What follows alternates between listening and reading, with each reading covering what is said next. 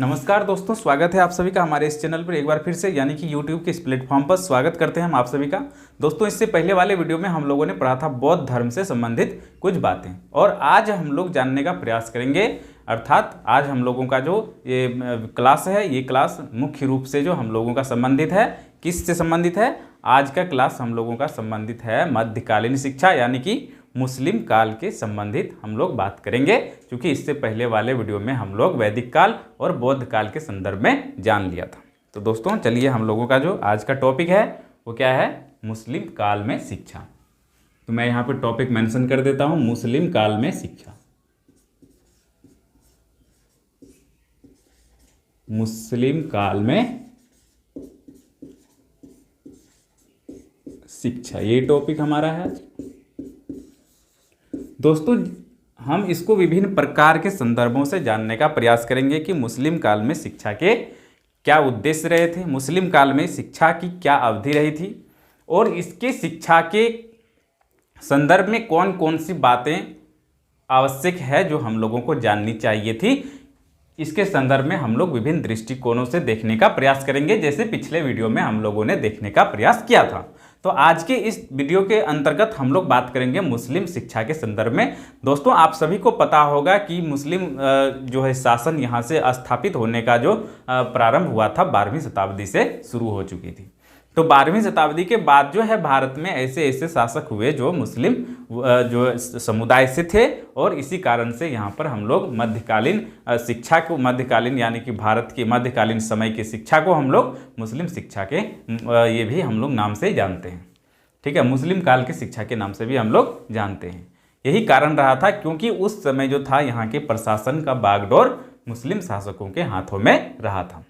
तो दोस्तों, हम लोग इसमें जानने का प्रयास करेंगे कि मुस्लिम काल में जो शिक्षाएं प्रचलित थी, उस शिक्षा में कौन कौन से पाठ्यक्रम प्रचलित थे, उन शिक्षा में किन किन बातों या किन किन उद्देश्यों को सम्मिलित किया गया था, शिक्षा के लिए कौन से रस्म, यानी कि जैसे हम लोगों में संस्कार चलते हैं उसी प्रकार से मुस्लिम वर्ग में रस्म का भी रिवाज हुआ करता था, तो कौन सा रस्म उसमें प्रचलित था और क्या उद्देश्य थे शिक्षा के। इन सभी संदर्भों को हम लोग एक एक करके जानने का प्रयास करेंगे, इनके दृष्टिकोणों को देखने का प्रयास करेंगे। तो सबसे पहले दृष्टिकोण में हम बात करें यदि शिक्षा की, तो शिक्षा प्रारंभ कब होती थी, प्रारंभ के लिए कौन से रस्म करने पड़ते थे, इन रस्मों को हम लोग देख लेते हैं, यानी कि संस्कार की बात हम लोग करते हैं। तो सबसे पहले बिंदु हम लोग दृष्टिकोणों में देखने का प्रयास करेंगे इसके संस्कार को। ठीक है दोस्तों, संस्कार, ये रहा संस्कार। संस्कार दोस्तों, मैंने आपको बताया था वैदिक काल में अलग संस्कार हुआ करते थे और बौद्ध काल में अलग संस्कार थे। उसी प्रकार से ये मुस्लिम काल जो 12वीं शताब्दी से लेकर 18वीं शताब्दी के बीच के जो समय काल है, इसको मुस्लिम काल के नाम से या फिर मध्य काल के नाम से हम लोग जानते हैं। लेकिन यहाँ पर मुस्लिम काल से हमारा ये अभिप्राय है कि उस समय जितने भी शासक वर्ग हुआ करते थे, वे सारे शासक वर्ग मुस्लिम वर्ग से संबंधित होने के कारण हम इस काल को मुस्लिम काल भी कह सकते हैं। यहाँ पे हम लोग देखते हैं कि मुस्लिम काल में जो शिक्षा थी उसमें कौन से संस्कार कराए जाते थे शिक्षा प्रारंभ होने से पूर्व, या फिर इसे हम लोग रस्म कहते हैं। उर्दू में जो शब्द होती है मुस्लिमों के लिए वर्ड जो इस्तेमाल की जाती है, रस्म शब्द की प्रयोग की जाती है। तो कौन सा रस्म पहले किया जाता था, शिक्षा प्रारंभ से पहले बच्चों को कौन सा रस्म कराया जाता था, यहाँ पे हम लोग बात कर लेंगे। यदि रस्म की प्रारंभिक शिक्षा से पूर्व यहाँ पर एक रस्म किया जाता था जिसको हम लोग कहते हैं बिस्मिल्लाह रस्म। बिस्मिल्लाह रस्म जो है, ये रस्म यहाँ पे कराया जाता था शिक्षा के प्रारंभिक स्तर में। ठीक है, बिस्मिल्लाह रस्म इसे कहा जाता है, अर्थात ये संस्कार था जो उसके धर्म में प्रचलित थे, मुस्लिम धर्म में प्रचलित संस्कार थे। अब इस संस्कार के संबंध में हम थोड़ी सी बात जान लेते हैं कि इस संस्कार में होते क्या थे। तो सबसे पहले बात, इसमें जो संस्कार को हमने यहाँ पे लिखा है बिस्मिल्लाह रस्म, तो ये रस्म जो होता था बच्चों के, जो शिक्षा का प्रारंभ किया जाता था, बच्चों को जब शिक्षा के संदर्भ में लाया जाता था, प्रारंभिक शिक्षा जब उसका प्रारंभ किया जाता था, उस समय ही ये रस्म की जाती थी। और इस रस्म की एक आयु सीमा निर्धारित थी। जी हाँ, एक आयु सीमा निर्धारित थी, 4 वर्ष 4 माह, 4 वर्ष 4 माह और 4 दिन।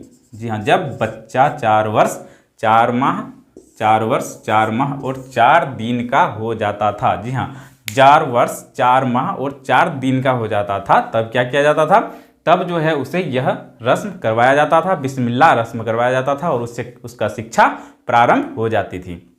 यहाँ पे हम लोग देखने का प्रयास करते हैं कि 4 वर्ष 4 माह 4 दिन के बाद जो ये रस्म कराई जाती थी, इसके संदर्भ में हम लोग थोड़ी सी जान लेते हैं। इसमें होता था जो बच्चे को, जब बच्चे इस उम्र में चले आते थे, इतने आयु को पूर्ण कर लेते थे, तो उसके गार्जियन जो होते थे वे क्या करते थे, उन्हें नए कपड़े पहनाकर मौलवी साहब के पास ले जाते थे। ठीक है, कहाँ ले जाते थे? मौलवी साहब के पास ले जाते थे और वो वहाँ पर कुछ जो है कुछ बातों को वहाँ पर करते थे जो कुरान से संबंधित होते थे।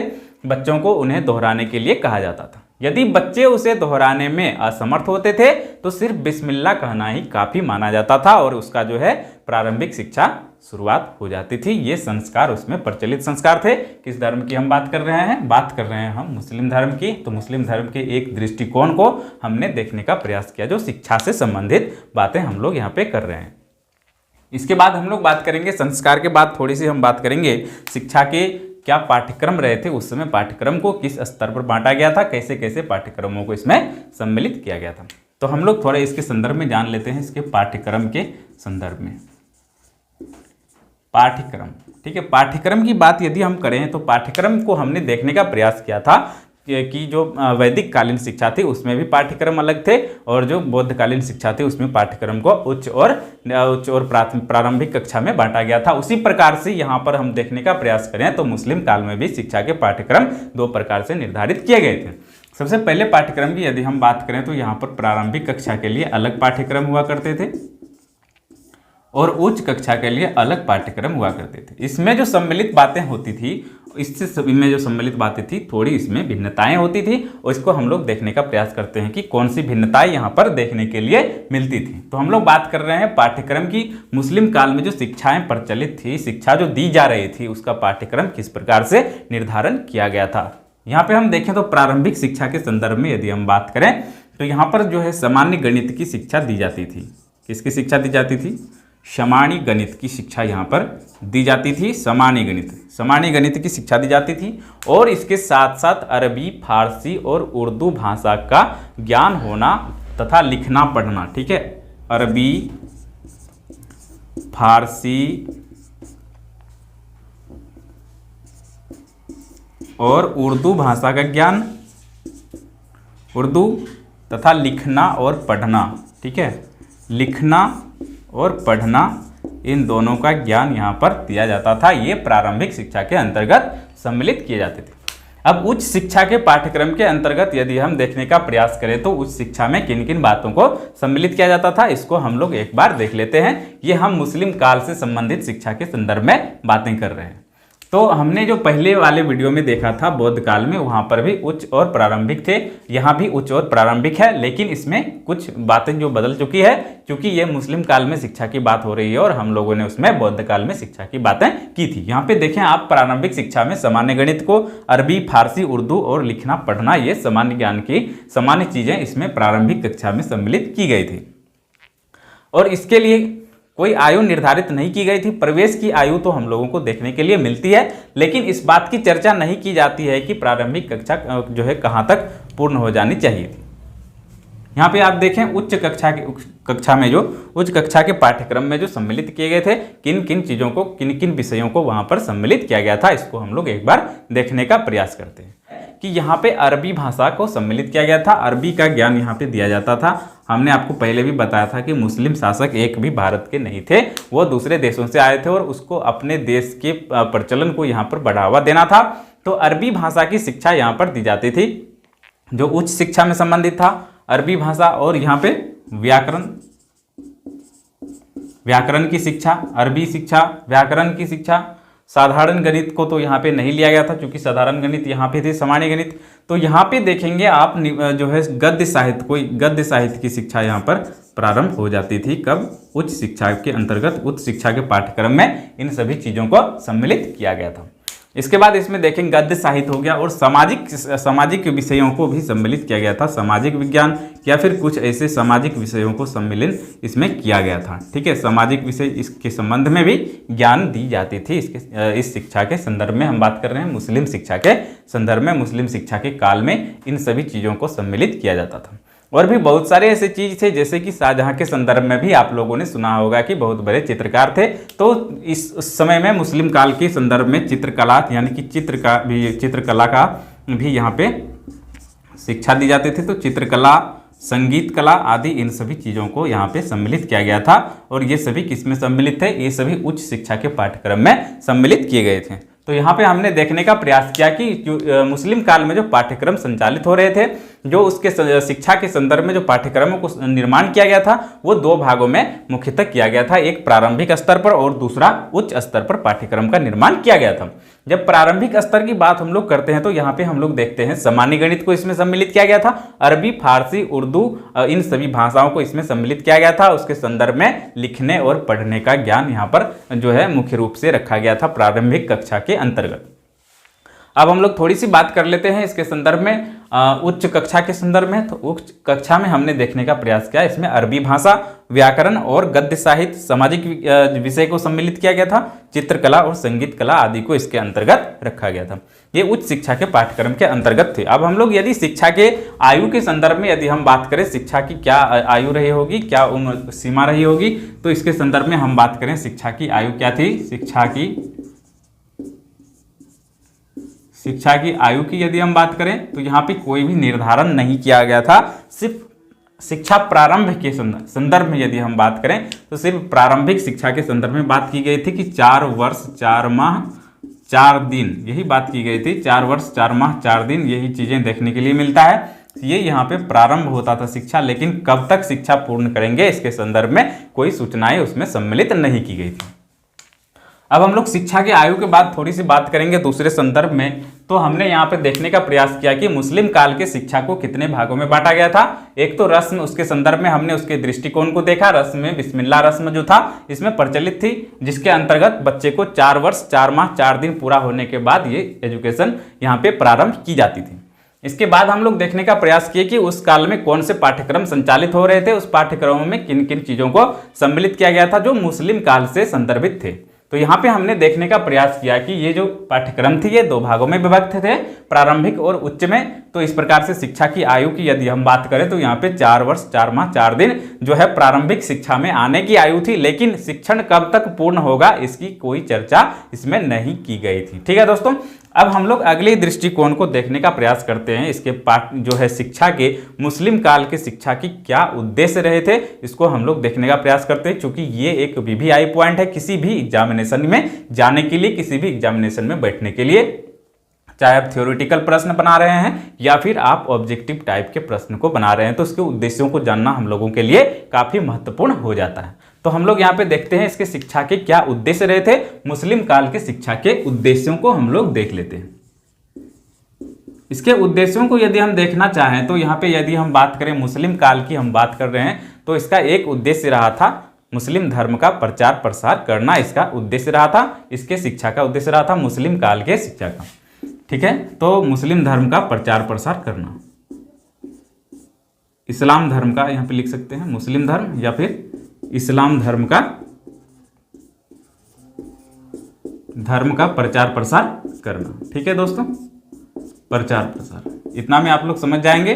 दोस्तों मैंने पहले भी आप सभी को बताया है, जब भी आप हमारे सेशन को देखें, जब भी हमारे इस वीडियो लेक्चर को देखें, आप अपने सामने किताब, एक कॉपी और एक कलम जरूर ले लें, क्योंकि जो महत्वपूर्ण चीज़ें हैं उसे नोट करना काफ़ी आवश्यक है। इसके बाद आपको दोबारा वीडियो देखने की आवश्यकता नहीं होगी, या फिर आप एक पुस्तक को बराबर रूप से रीड करें, अध्ययन करें, ताकि आपको इन सभी बातों का क्लियरिटी बना रहे। तो मुस्लिम काल या फिर इसका जो उद्देश्य रहा था मुस्लिम या फिर इस्लाम धर्म का प्रचार प्रसार करना, इसका प्रथम उद्देश्य, प्राथमिक उद्देश्य रहा था। इस शिक्षा के बात हम कर रहे हैं, मुस्लिम धर्म की शिक्षा की बात कर रहे हैं, मुस्लिम काल की शिक्षा की हम लोग बात कर रहे हैं। इसके दूसरे उद्देश्य के संदर्भ में यदि हम बात करें तो इसका उद्देश्य क्या रहा था? सांसारिक ऐश्वर्य की प्राप्ति, सांसारिक ऐश्वर्य की प्राप्ति, सांसारिक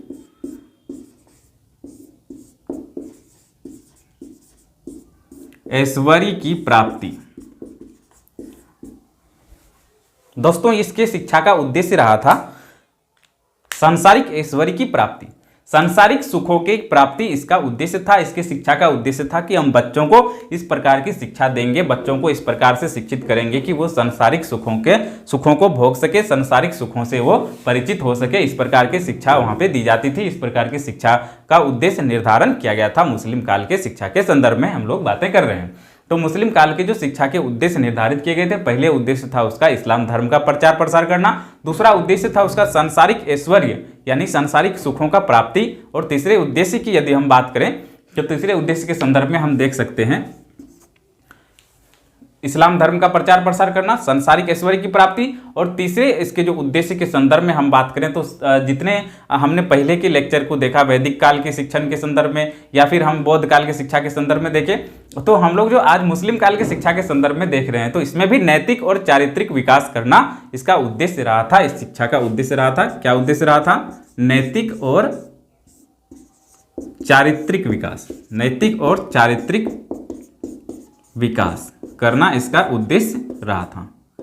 ठीक है दोस्तों, इस शिक्षा का, इस काल में दिए जाने वाले शिक्षा के उद्देश्य जो निर्धारित किए गए थे उसमें जो है इस्लाम धर्म का प्रचार प्रसार करना, सांसारिक ऐश्वर्य की प्राप्ति की शिक्षा वहां पे दी जाती थी। इस प्रकार के जो है शिक्षित हो वहां के बच्चे जो संसार के सुखों से जो है परिपूर्ण हो सके, इस प्रकार की शिक्षा की प्राप्ति वहां पे की जाती थी। इसके उद्देश्य को वहां पर सम्मिलित किया गया था।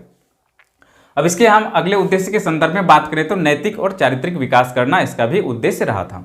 और नैतिक और चारित्रिक विकास तो करना, लेकिन ये भारतीय संदर्भ से अलग था, क्योंकि मुस्लिम शासक जो थे यहाँ पर, इस्लाम धर्म के जो शासक थे वो शासक यहाँ के नहीं थे, वे दूसरे देश के थे। इसीलिए दूसरे देश के अनुसार नैतिक और चारित्रिक विकास की यहाँ पर बात की जा रही थी। और इसके बाद हम लोग बात करें नैतिक और चारित्रिक जो है विकास करना, ये तो शिक्षा का उद्देश्य रहा था, चाहे वो किसी भी काल की बात करें। मैंने बताया था कि आप सभी को बहुत सारे ऐसे उद्देश्यों को आप देखेंगे जो कि कॉमन होता है किसी भी काल के एजुकेशन से संदर्भित, क्योंकि शिक्षा की जब बात आती है तो बहुत सारे ऐसे उद्देश्य होते हैं जो कॉमन हो जाते हैं। जैसे ज्ञान को बढ़ाना, ये तो हर एक काल के शिक्षा के उद्देश्य रहे होंगे ना, ज्ञान को बढ़ाना। हर एक काल में संसारिक ये नैतिक और चारित्रिक विकास करना शिक्षा के उद्देश्य रहे होंगे। तो इस प्रकार से हम देखने का प्रयास करते हैं तो कुछ बातें ऐसी होती है जो हर एक काल के शिक्षण व्यवस्था को संदर्भित आप सभी देख सकते हैं, उसके उद्देश्यों को एक हम कॉमन रूप में देख सकते हैं। तो यहाँ पे आप देखें तो इसका जो उद्देश्य नैतिक और चारित्रिक विकास करना था, और ज्ञानात्मक वृद्धि करना यानी कि ज्ञान में वृद्धि करना भी इसका जो है उद्देश्य रहा था। ठीक है, तो ज्ञान में वृद्धि करना, ये भी आप उद्देश्य लिख सकते हैं, ज्ञान में वृद्धि। और जो इसके उद्देश्य के संदर्भ में हम चर्चा करें तो शासन के प्रति वफादारी की शिक्षा यहां पर दी जाती थी। शासन के प्रति वफादारी, ठीक है, शासन के प्रति वफादारी यहाँ पे बात की गई थी। इसके जो शिक्षा के उद्देश्य जो निर्धारित किए गए थे, शिक्षा के उद्देश्य का जो निर्धारण किया गया था, ये उद्देश्य के अंतर्गत सम्मिलित किया गया था। शासन के प्रति वफादार हो ऐसी शिक्षा का प्रबंध किया जाना चाहिए। इस काल की यह जो है बातें सम्मिलित की गई थी इसमें। अब हम आगे बात करेंगे अगले इसके उद्देश्य के संदर्भ में। तो इसकी कुछ उद्देश्यों को हम लोग जान लेते हैं। बहुत सारे उद्देश्य इसके निर्धारण हैं, जैसे हर एक काल के शिक्षा के बहुत सारे उद्देश्य होते हैं, तो इसके मुख्य उद्देश्यों को हम लोग देखने का प्रयास करते हैं। एक और उद्देश्य को हम यहाँ पे सम्मिलित कर लेते हैं। तो यहाँ पे हम देखें अरबी और फारसी भाषाओं का विकास करना इसका जो है मुख्य उद्देश्य रहा था। अरबी और फारसी भाषाओं का विकास करना इसका मुख्य उद्देश्य रहा था। तो इस प्रकार जो है मुस्लिम काल जो 12वीं शताब्दी से लेकर 18वीं शताब्दी तक संचालित थी। मैं यहाँ पे लिख देता हूँ 12वीं सदी से लेकर 18वीं सदी तक की बात हम लोग यहाँ पे कर रहे हैं। मुस्लिम काल हम लोग इसे इसलिए कह रहे हैं क्योंकि यह जो समय अवधि है यह मध्यकाल की समय अवधि है और इस काल में मध्यकाल की समय अवधि में जितने भी शासक हुए थे, जी हाँ, जितने भी शासक हुए थे वे सारे शासक कहाँ के थे?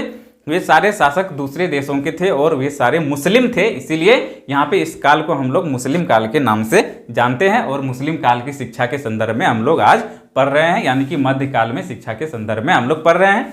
यदि आपको प्रश्न आ जाए मध्यकाल में शिक्षा के संदर्भ में क्या उद्देश्य रहे थे, तो आप इन उद्देश्यों को लिख सकते हैं, क्योंकि मध्यकाल और जो है मुस्लिम काल दोनों एक ही चीजों को संदर्भित करता है, क्योंकि वहां पे सारे शासक मुस्लिम वर्ग के थे और मुस्लिम का बोलबाला हो चुका था, इस्लाम धर्म का काफी प्रचलन वहां पर हो चुका था। ठीक है दोस्तों, इसके बाद हम लोग इसके 3 दृष्टिकोणों को, हमने 4 दृष्टिकोणों को देखा, इसके रस्म को हमने देखने का प्रयास किया, पाठ्यक्रम क्या थे उस संदर्भ में, जो है इसके बाद शिक्षा की आयु क्या निर्धारित की गई थी, उद्देश्य इसके क्या निर्धारण किए गए थे। अब हम लोग इसके अगले दृष्टिकोण के संदर्भ में जानने का प्रयास करते हैं कि कौन से शिक्षण विधियां इस यहाँ पर जो है सम्मिलित की गई थी, कौन सी शिक्षण विधियां सम्मिलित की गई थी। देखते हैं हम लोग यहाँ पर शिक्षण विधि को। ठीक है, शिक्षण विधि शायद आप सभी को दिख रहा होगा। शिक्षण विधि, कौन कौन से शिक्षण विधि थी। शिक्षण विधि की यदि हम बात करते हैं शिक्षण विधि की, तो यहां पे आप देखेंगे कि व्याख्यान विधि शिक्षण विधि में लिया जाता था। दूसरे विधि की यदि हम बात करें तो प्रश्नोत्तर विधि यहां पे संचालित था। बहुत सारी ऐसी विधियां दोस्तों, बहुत सारी ऐसी विधियां हैं जो आज भी हमारी शिक्षण व्यवस्था में प्रचलित होती है। तो ऐसी शिक्षण, उस समय तो कोई साइंस और ये नहीं हुआ करता था, लेकिन बहुत सारी ऐसी विधियां थी जो तभी भी प्रचलित थी और अभी भी प्रचलित है। प्रश्नोत्तर विधि, व्याख्यान विधि, और इसके संदर्भ में हम यदि विधियों की चर्चा हम करना चाहें तो बहुत सारी ऐसी विधियां आपको देखने के लिए यहाँ पर मिल जाएंगी। तो यहाँ पे हम लोग देख सकते हैं अगली विधि के संदर्भ में व्याख्यान विधि को हमने देखा, जो है हमने क्या देखा, प्रश्नोत्तर विधि को हमने देखा, और हम लोग यहाँ पे देख सकते हैं कि अनुकरण विधि, इसके संदर्भ में हम लोग देखने का प्रयास करते हैं। इसके संदर्भ में हम लोगों को मिलता है कि कौन कौन सी शिक्षण विधियां मुस्लिम काल में की गई थी। ठीक है, मुस्लिम काल में शिक्षण विधि के संदर्भ में हम लोग बात कर रहे हैं व्याख्यान विधि, प्रश्नोत्तर विधि, अनुकरण विधि, और यहाँ पे जो है बहुत सारी विधियों की बात की गई थी। तर्क वितर्क विधि, प्रश्नोत्तरी विधि, तो प्रश्नोत्तर विधि तो मैंने लिख दिया है, तर्क वितर्क। ठीक है दोस्तों, तो व्याख्यान विधि, प्रश्नोत्तर विधि, अनुकरण विधि, तर्क वितर्क विधि, इन सभी विधियों को यहाँ पर सम्मिलित किया गया था जो मुस्लिम काल के शिक्षण व्यवस्था संचालित हो रही थी। तो शिक्षण विधि के संदर्भ में हमने बात की कि कौन कौन सी विधियां वहां पर प्रचलित थी शिक्षा के संदर्भ में। अब हम लोग बात करते हैं अगले दृष्टिकोण के संदर्भ में कि इसके वित्तीय व्यवस्था का या फिर वित्तीय प्रशासन का संदर्भ कहां से हो रहा था। वित्तीय और प्रशासन के संदर्भ में हम लोग थोड़ी सी बात कर लेते हैं अगले दृष्टिकोण में। वित्तीय तथा प्रशासन कैसा था उस समय।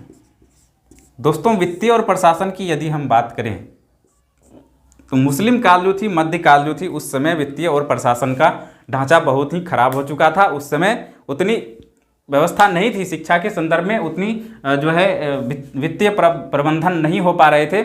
इस कारण से आप यहाँ पर देखेंगे तो बहुत सारे मदरसे और मकतब बंद हो चुके थे, क्योंकि वित्तीय व्यवस्था सही नहीं था, अच्छा नहीं था। वित्तीय प्रशासन की यदि हम बात करें तो यहाँ पे हम लोगों को देखने के लिए मिलता है कि उस समय जितने भी शासक वर्ग हुआ करते थे शिक्षा के संदर्भ में उतने ध्यान को नहीं दिया करते थे, और सभी अपने शासक में लगे हुए थे, अपने शासन काल में अपने शासन में लगे हुए थे, अपने ऐश्वर्य की प्राप्ति में लगे हुए थे। शिक्षा पर उसका कोई जोर नहीं चलता था। तो वित्तीय तथा यहाँ पे प्रशासन की बात करें तो काफ़ी यहाँ पर ढीली पड़ गई थी, जिस कारण से आप देखेंगे तो इस काल में बहुत सारे ऐसे शिक्षण संस्थान हुए थे, बहुत सारे ऐसे मकतब और मदरसे हुए थे जो कि बंद पड़ गए थे। वित्तीय व्यवस्था यहाँ पर हालात बहुत ही खराब थी। इसके संदर्भ में मैंने बता दिया आप सभी को। अब हम अगले दृष्टिकोण के संदर्भ में बात करें तो यहाँ पर हम बात करेंगे कुछ संस्थान के बारे में, शिक्षण संस्थान के संदर्भ में, और इसके बाद हम लोग बात करेंगे शिक्षक छात्र का क्या संबंध रहा था। शिक्षण संस्थान के संदर्भ में बात करेंगे कि कौन कौन से ऐसे शिक्षण संस्थान थे। जी हाँ, कौन कौन से ऐसे शिक्षण संस्थान थे जो मुस्लिम काल में, यानी कि मध्यकाल का जो ये समयावधि है 12वीं शताब्दी से लेकर 18वीं शताब्दी के बीच में, इस काल में कौन कौन से ऐसे शिक्षण संस्थान थे जो मुस्लिम काल में शिक्षा प्रदान कर रही थी। यदि हम बात करें यहाँ पर शिक्षा प्रदान करने वाली संस्थाओं की, तो यहाँ पर आप देखेंगे 2 ऐसी संस्थानों को आप लोग देखेंगे, मकतब और मदरसा।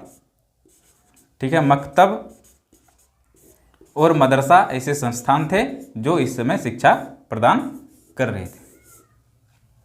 तो इस प्रकार से शिक्षान के संदर्भ में हमने जाना कि मकतब और मदरसा के द्वारा यहाँ पर शिक्षा जो है प्रचलित की जाती थी, शिक्षाएं दी जाती थी।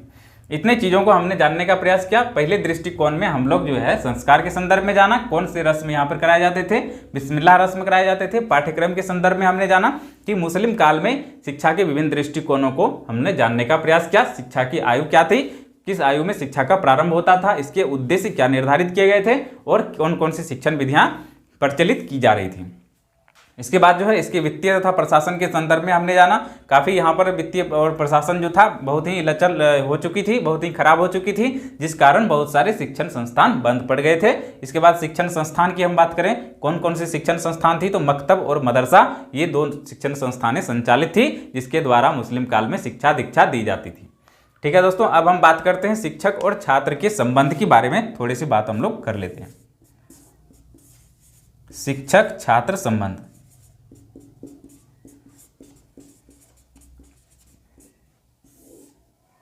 शिक्षक छात्र संबंध की यदि हम बात करें तो शिक्षक छात्र का संबंध भी उतने अच्छे नहीं थे जितने हम लोग वैदिक काल में और बौद्ध काल में इसके संदर्भों को देखा था।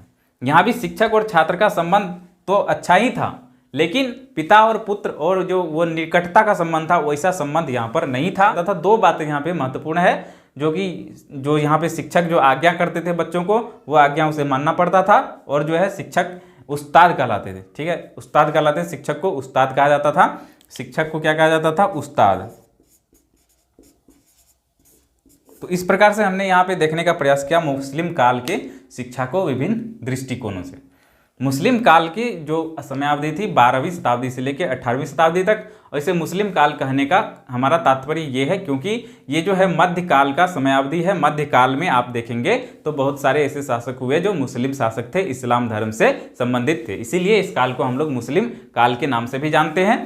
और उस संदर्भ में हम लोगों ने बांटकर शिक्षण को जानने का प्रयास किया कि प्रत्येक काल में शिक्षा की क्या क्या व्यवस्था थी, किस प्रकार से शिक्षा दीक्षा का कार्यक्रम संचालित हो रहे थे, कौन कौन से दृष्टिकोण उसके अंतर्गत थे, यानी कि उसमें कौन से पाठ्यक्रम संचालित हो रहे थे, उस शिक्षा के क्या उद्देश्य थे, कौन कौन सी विधियां इसमें संचालित की जा रही थी, क्या वित्तीय प्रबंध था। इन सभी दृष्टिकोणों से हमने इसके संदर्भ को जानने का प्रयास किया। दोस्तों, हमारा ये वीडियो एक क्रम में आप सभी के सामने था, और हमने जो प्रारंभ की थी, जब से शिक्षा का उदय होता है, जब से शिक्षा का प्रारंभ होता है, तब से लेकर के ये 18वीं शताब्दी तक की बात मैंने एक ओवरव्यू के तौर पर आप सभी के सामने रखी। अब हमारा ये वीडियो आप सभी को कैसा लगा, ये हमारे कमेंट बॉक्स में जरूर लिखें, और अच्छा लगा हो तो ज़्यादा से ज़्यादा लाइक करें, शेयर करें, सब्सक्राइब करें, ताकि उन लोगों तक इन वीडियो को पहुँचाएँ जिन्हें इनकी आवश्यकता हो। इस प्रकार से हम जो है वीडियो का लेक्चर निरंतर रूप से लेके आ रहे हैं। चाहे आप बीएड की तैयारी कर रहे हो, बीपीएससी की तैयारी कर रहे हो, यूपीएससी की तैयारी कर रहे हो, किसी भी तैयारी के लिए ये चैप्टर काफ़ी महत्वपूर्ण हो जाता है, क्योंकि ये शिक्षा से संबंधित है। आप सभी से आग्रह है कि हमारे इस चैनल को ज़्यादा से ज़्यादा शेयर करें, ताकि उन लोगों तक हमारा ये वीडियो पहुँच सके जिसको इसकी आवश्यकता है। तो हमारे इस चैनल को देखने के लिए, हमारे इस वीडियो को देखने के लिए आप सभी का बहुत बहुत धन्यवाद। मिलते हैं अगले वीडियो में। जय हिंद, जय भारत।